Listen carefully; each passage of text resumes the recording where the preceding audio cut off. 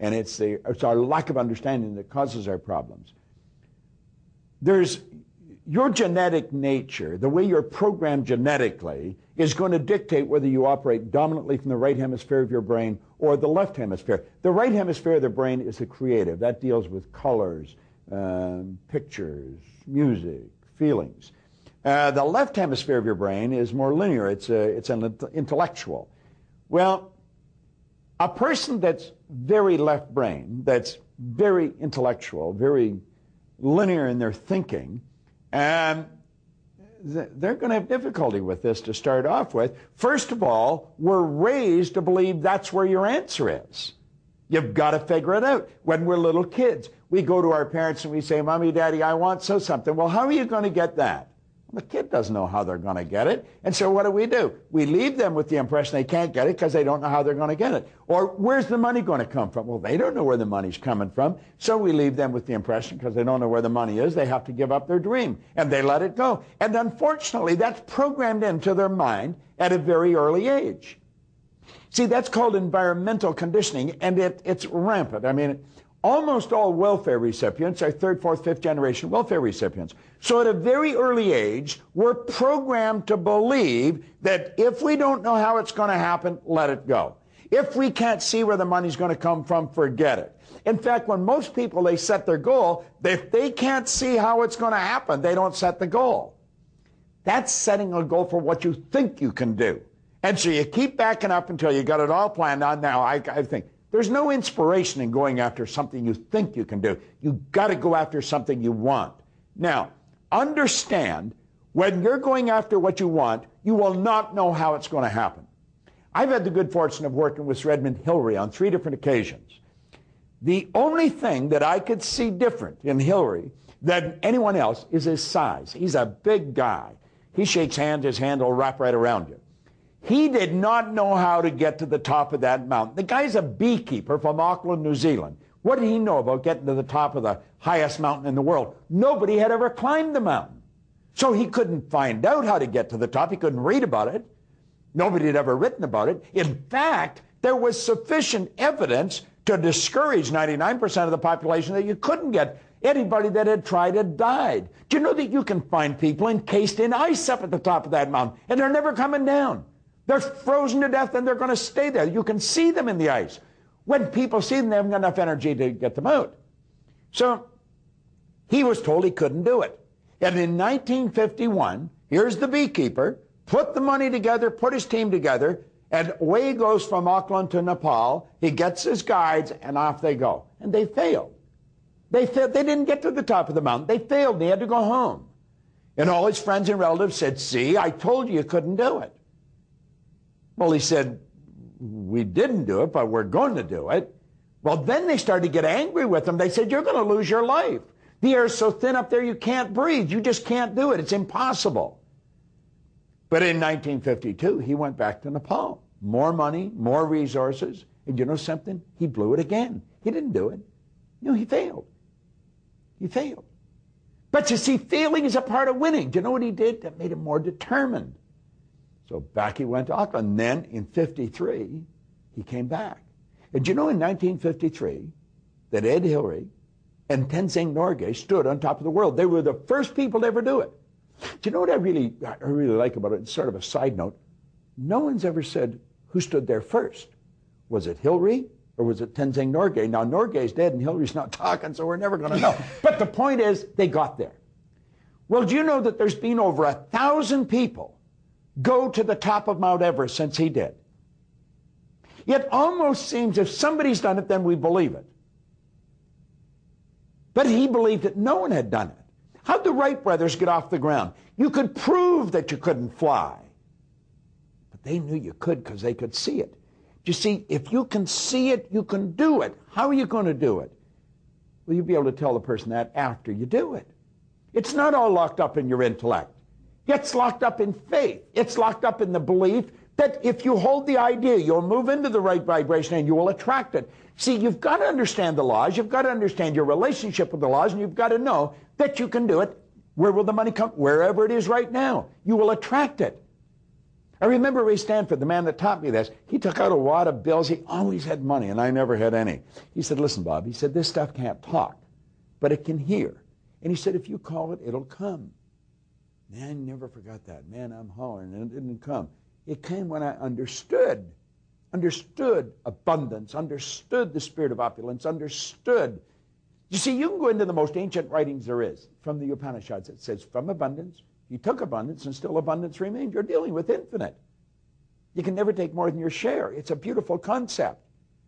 Hilary got to the top of the mountain because he believed he could get to the top of the mountain. He understood how the mind worked. He understood if he kept going, and he kept the image of what he wanted. He didn't see himself dying. He didn't see himself encased in ice forever.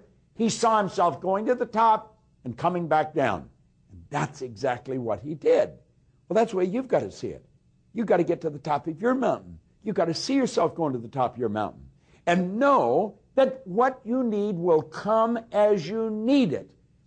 The only way you're really going to grasp this is understand the laws, understand what we're talking about.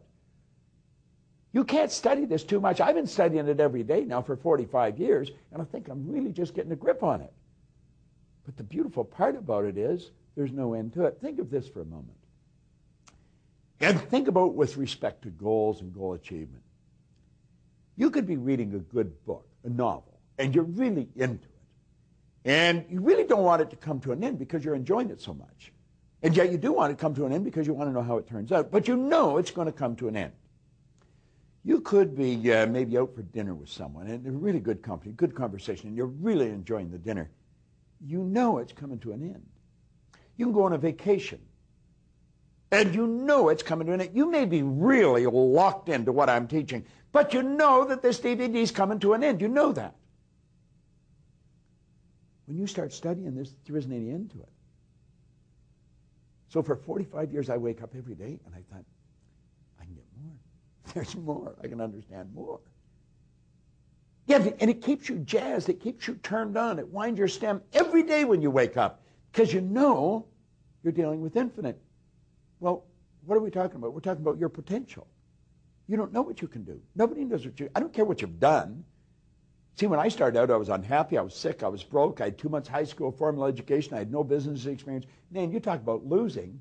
I was the patron saint of losers. I mean, I was blowing it right and left. But, you know, that's behind. That's where you've been. That doesn't have to determine where you're going to go. You're not going to figure out how to do it until after you've done it. Now, here's another point. After you've done it, you still won't know how you did it because there's all kinds of serendipitous little things happen while you're getting there that you're not even aware. I'll give you a good example. I made this up. I made it up in a seminar one time. It's just come to my mind. I want you to imagine that you're working towards your goal, and you know you're going to get there, but you don't know how. You've got this particular problem, this challenge that's really stretching you, and it's testing you, and you just don't seem to be able to solve it, but you're thinking about it all the time. You're in the supermarket. You're shopping. The place is crowded. A long lineup to get through the cashier, and you're thinking, oh, yeah. So anyway, you're in the lineup, and you got this bag full of stuff, and somebody comes along and whack right into your buggy, and you turn to see what happened, and when you turn, all of a sudden the thought of what happens left your mind. There's a headline on some little rag tabloid that's in a rack by the cashier, and that whatever it was in that headline, it hit your brain and triggered a series of thoughts, and the solution to your problem pops in your mind. Now, after you reach the goal, do you look back maybe 3 months, 8 months, 60 days, and think, if that person hadn't run into my cart, no, you wouldn't do that. That's one of those serendipitous little deals that happen, that trigger your mind, that flip your brain onto a different frequency. See, we do think on frequencies. And the answer to the solution, to the way to get there, it's on a higher frequency. So we've got to keep raising our level of conscious awareness. See, consciousness, as Dr. Michael Beckwith put it, and he put it so beautiful, he said, consciousness is being aware that you are aware. Consciousness is being able to think about what you're thinking about. This is also important. Now, you know, when we started this series, not in this particular DVD, but the other one. I told you to sit down and write your goal out. Now, if you didn't write that out, you've got all this beautiful information, and it's just beautiful information. The Bible's full of beautiful information. The Bhagavad Gita, the Quran, all the great psychology books, Harvard Library. There's millions of books of great information. It's not going to get you to where you're going. It's individual little ideas. You've got to focus on the goal, and the ideas will pop into your mind. They come to you. Seek ye first this kingdom of expansion, and the way will be shown. Always has, always will. It's a law. Quit trying to figure it out before you get there. Just enjoy the trip. Enjoy the fact that you're going down a path you've never been down before. Enjoy every little experience. Love it. And don't worry about when people tell you you're wasting your time, you're going to fail. What they're doing is saying, this is how I see the world, so this is how you should see the world. Just thank God you're not one of them. So we don't need to know how. We have to have faith and belief. If you know how, you're going to the wrong place. Right. The goal's too low. Absolutely. If you know how to get to where you're going, I'm not saying you shouldn't go there, but it doesn't constitute a goal. See, you have to ask, first of all, why am I setting a goal? Am I setting a goal to get the car, to get the house, to get the trip? No. You're setting a goal to raise your level of conscious awareness.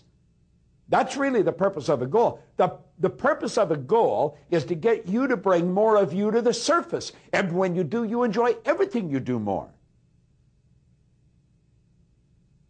If you know how to get there, you've set a goal to do what you think you can do. There's no inspiration in it, and I guarantee you'll probably blow it. You'll quit. You're not going to get a lot of support. There's no inspiration.